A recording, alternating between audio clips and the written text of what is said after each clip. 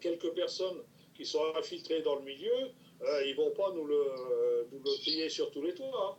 Hein. Maintenant, on verra au cours des jugements s'il y a eu des renseignements qui sont arrivés par ce moyen. Mais bon, ils ne sont pas obligés de le dire non plus. Ils ont des gens infiltrés qui leur apportent des renseignements. Hein, de toute façon, comment dire, dans les enquêtes de police, il est certain qu'il y a des gens qui balancent, hein, c'est sûr. Alors, est-ce que c'est pour une vengeance? Est-ce que c'est pour prendre le pas sur d'autres? On ne sait pas trop, hein. Mais infiltrer, oui, on peut toujours les infiltrer des séries télévisées, comme je disais l'autre fois, ça fait partie du rêve. Hein. Oui, tout à fait. Oui, oui, non, c'est très difficile, c'est certain.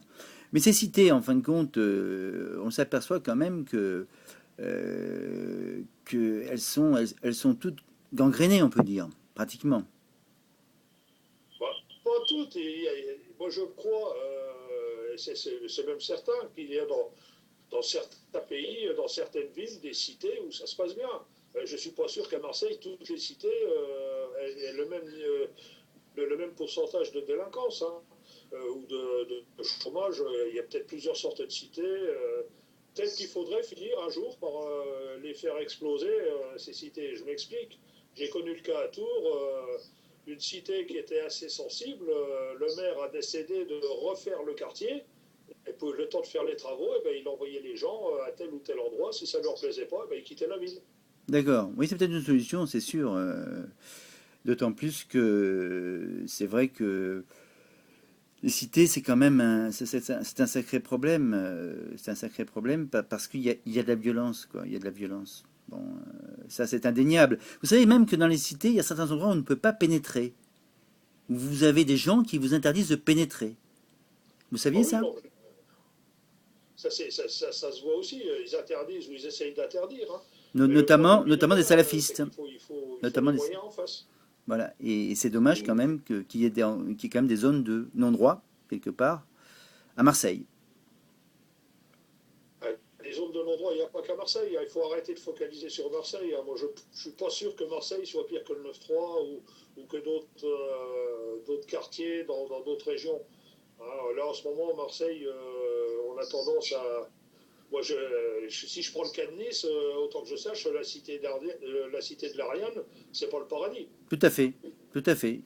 Tout à fait. C'est des problèmes similaires qui s'y posent.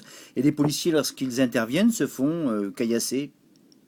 Les CRS notamment, par exemple. Oui, ça, c'est un sport à la mode. Hein. Le caillassage des CRS, le caillassage des flics en général, de tout ce qui porte un uniforme, puisque on s'en prend aussi aux pompiers. Tout à fait. C'est tout simplement scandaleux. C'est Il scandaleux. faut une réponse judiciaire ferme.